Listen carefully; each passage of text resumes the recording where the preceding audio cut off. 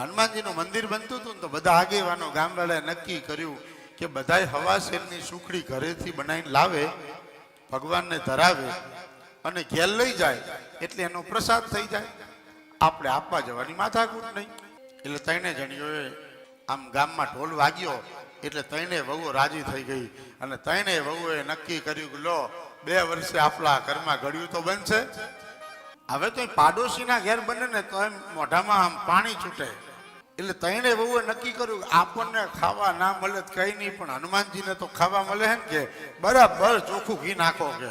અને એ ચૂલા પાસે બેઠીને બરાબર આમ હુકડીનો પાક થયો અને આ હુકડી આમ બનવાઈને એની સુગંધ આવીને વહુઓના મોઢામાં પાણી છૂટે અને વહુએ નક્કી કર્યું આજ ગમે એ થાય આજ આપણે આ હુકડી ખાવી. અને ત્રણે જણીએ નક્કી કર્યું કે આજ હુકડી ખાવી છે. એટલે સુખડીનો તાસ તૈયાર થયો, પણ સુખડીનો તાસ તૈયાર થયો ને એટલે ઠંડી થઈ એટલે ત્રણે વહુએ કીધું કે બા જાઓ હવે ઝડપથી હનુમાનજીના મંદિર જાઓ અને હનુમાનજીએ ધરાઈને આવો. એટલે બાએ તાસ હાથમાં લીધો, સુખડીનો તાસ લઈને હનુમાનજીના મંદિર ગયા.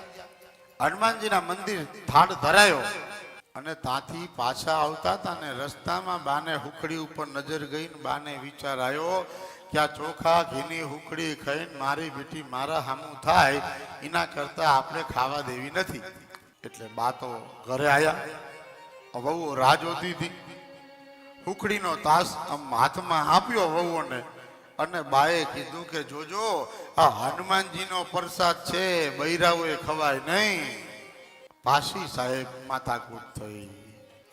આ વહુએ નક્કી કર્યું ત્રણે જણી ભેગી થઈને કે ગમે થાય આજ હવે આ હુકડી ભલે હનુમાનજી આપણને મારવા આવે પણ આ હુકડી ખાવી. એ તાસને લઈ ગયા રસોડામાં કે આપણે હાલતા હાલતા એક એક કટકો મોઢામાં મૂકશું, પણ બાય માથાના ભરેલા હતા.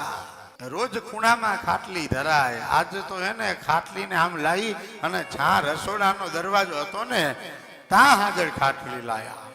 અને બાઈ બા માથા ભારે હોય, મોટી ઉંમર થાય ને પછી બધો મોં છોડી દેવો, આ તિજોરીની ચાવી બધી વહુઓને સોંપી દેવી.